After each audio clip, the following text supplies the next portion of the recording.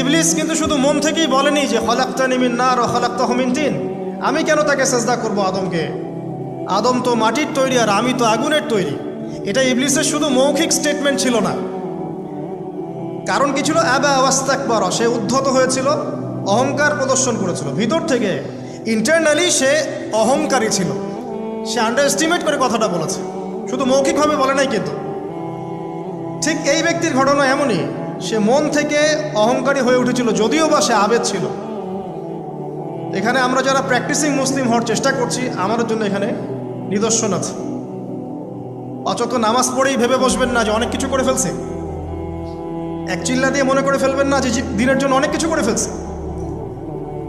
একটা হজ করেছেন, ওমরা করেছেন, সিয়াম রেখেছেন, দিনের জন্য দান সদকা করেছেন, একটা মাদ্রাসা মসজিদ করেছেন, ভেবে বসবেন না আপনি সব অনেক কিছু করে ফেলেছেন এবং অন্যরা সব ককরোচ তেলাপোকা।